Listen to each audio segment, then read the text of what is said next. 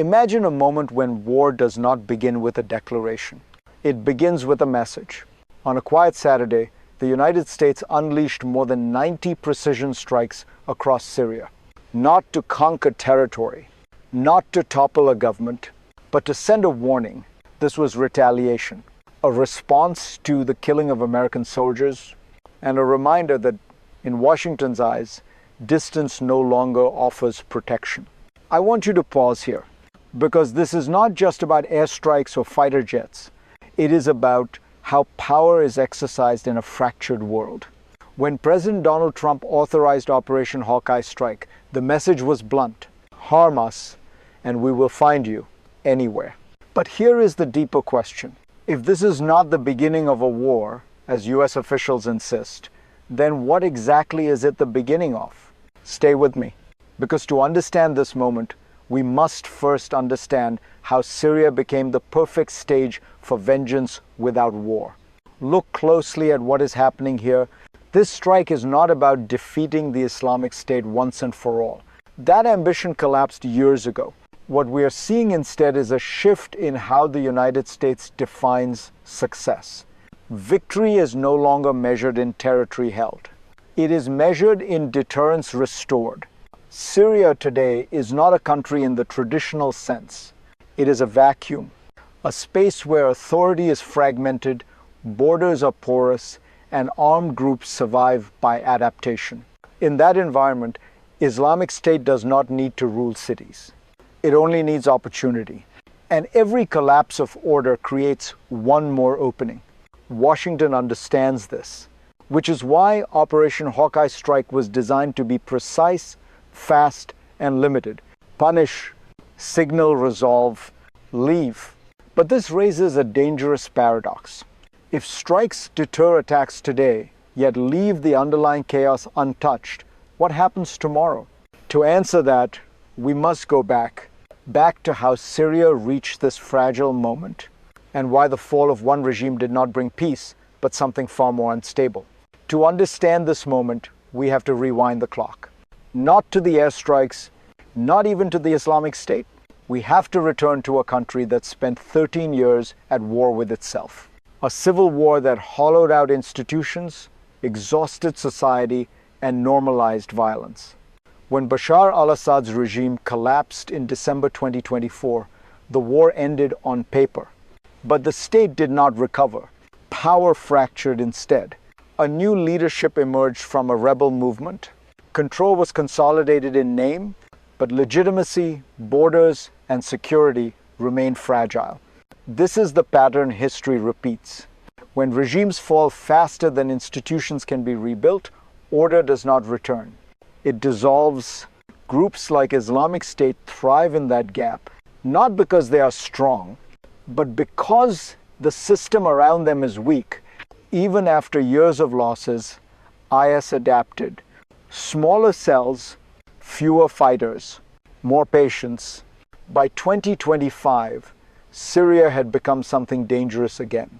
Not a battlefield of armies, but an ecosystem where vengeance, instability, and opportunity coexist. And that is the terrain into which American power has now stepped. Then came the spark. On 13 December, an Islamic State gunman ambushed US forces in Syria. 2 American soldiers were killed, along with a civilian interpreter. In Washington, that crossed a line, not because the attack was unprecedented, but because it exposed something uncomfortable. Even after years of pressure, even after its so-called defeat, Islamic State could still strike US troops, still draw blood. The response was swift. Operation Hawkeye Strike was activated. More than 20 aircraft entered Syrian airspace. Fighter jets, drones, gunships. Over 90 precision munitions hit more than 35 targets. Training camps, weapons depots, logistics nodes. This was not symbolic violence. It was overwhelming by design. And yet, notice what did not happen. No new troops deployed, no long speeches to Congress, no talk of nation building. Defense officials were explicit. This is not the beginning of a war. It is a declaration of vengeance. I want you to think about that phrase, Because vengeance is not a strategy, it is a signal. And signals only matter if someone is listening. What sits beneath this operation is a system most people never see. The United States is no longer fighting enemies by occupying territory. It is managing risk. Operation Hawkeye Strike reveals that logic clearly. Intelligence identifies cells. Surveillance tracks movement. Precision weapons eliminate targets. The goal is not control. It is disruption. Islamic State is treated less like an army and more like a network. Nodes appear, nodes are removed, the system adapts. This is modern counterterrorism. Clean on paper, efficient in execution, endlessly repetitive in reality.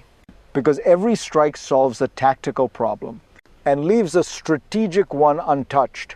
Syria's fragmented authority means there is no single force capable of sealing the vacuum.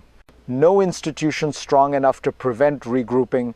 No political settlement deep enough to drain the grievance that feeds recruitment. So the cycle continues. Attack, retaliation, temporary quiet. Washington knows this, which is why the strikes are paired with a message, not a plan. Deterrence replaces resolution. But systems under constant pressure do not disappear. They mutate, and that mutation sets the stage for the next surge of violence. A second shock, faster, more unpredictable. The second crisis is already taking shape, and it is quieter, more dangerous. After the strikes, Islamic State did not disappear. It went silent. Cells dispersed, communications tightened, operations slowed. This is not weakness. It is adaptation. History shows this pattern clearly. When pressure increases, decentralized groups do not confront power head-on. They wait. US officials count missions. They count targets. They count militants killed or captured. But what they cannot easily measure is intent or patience. Between late December and the end of the month, nearly 25 IS members were killed or captured in multiple missions. On paper, that looks like momentum. Yet beneath the surface, something else is happening. The battlefield is shrinking. The timelines are stretching. Attacks become rarer, but more symbolic, more psychological. This is the danger of prolonged retaliation. Each strike reduces immediate risk and increases long-term uncertainty, because a network that survives by endurance does not need victory. It only needs survival. And survival in a fractured Syria is still possible. This brings the conflict to its most fragile point yet. Not at the peak of violence, but in the pause that follows it. Now I want you to step away from the maps and the military briefings and think about what this looks like from the ground. If you are an ordinary Syrian, the strikes are not a strategy. They are a sound in the night, an explosion with no explanation. You are not choosing sides. You are choosing survival. After 13 years of war, people live inside uncertainty. Jobs are fragile. Security is temporary. Trust is rare. When foreign aircraft return to the skies, fear returns with them. Not just fear of Islamic State, fear of what comes next. Because every shock ripples outward. Markets close. Movement freezes. Rumors spread faster than facts. This is how instability becomes personal. Not through ideology, but through exhaustion. And this is where groups like Islamic State find oxygen. Not in hatred, but in despair. If you are listening to this, ask yourself something. How long can a society absorb punishment without breaking? This is not an abstract question. It is a human one. If you want to understand global power, you must first understand its cost. Because power always lands somewhere, and it usually lands on civilians. Hold on to that thought. Because what happens inside Syria does not stay there. What happens in Syria rarely remains confined to Syria. Because instability does not respect borders. Every strike sends signals outward. To allies, to rivals, to non-state actors watching carefully. For US partners in the region, these strikes are reassurance, a reminder that American power is still present, still willing to act for adversaries. The message is more complex. This is restraint, not retreat, force without occupation, violence without entanglement, and that model is being studied. When the United States strikes without rebuilding, it normalizes a new template: punish threats, avoid responsibility for aftermath. In a world already fragmented that has consequences, other powers adopt the same logic. Short strikes, limited goals, minimal accountability. The result is a global system where conflicts never truly end. They flicker, they pause, they return. Syria becomes a case study, not just in counterterrorism, but in how modern power manages disorder rather than resolving it. And when disorder becomes permanent, everyone adjusts: militias, states, civilians. The question is no longer who wins, it is who endures. That realization brings us to the future and to the choices now quietly forming beneath the surface. What comes next depends on which path the system takes, and there are only three realistic scenarios. The first is the optimistic one. Sustained pressure keeps Islamic State fragmented. Local authorities slowly consolidate control. Violence fades into the background, not solved, but contained. This is stability by exhaustion, not peace, but quiet. The second scenario is more likely. The current pattern holds: periodic attacks, periodic retaliation, no decisive break. Islamic State survives as a low-level threat. The United States responds when lines are crossed. Syria remains fragile, suspended between order and collapse.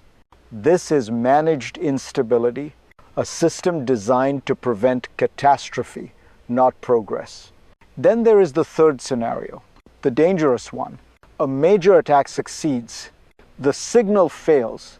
Retaliation escalates. Strikes expand. Actors multiply. And Syria once again becomes a magnet for conflict far larger than itself. History tells us something uncomfortable. Systems built on vengeance are brittle. They deter until they don't. The future of Syria will not be decided by airstrikes alone. It will be shaped by whether power continues to substitute force for structure. And that question leads us to the end, to what this moment ultimately reveals about the world we are building. This moment tells us something profound about the world we now live in. Power no longer promises resolution. It promises response. Operation Hawkeye Strike was precise, it was decisive, and it was intentionally limited. That is not a failure of capability. It is a reflection of a new reality. Great powers today are not trying to fix broken states. They are trying to survive them. Vengeance replaces victory. Deterrence replaces peace. And for a time, that works.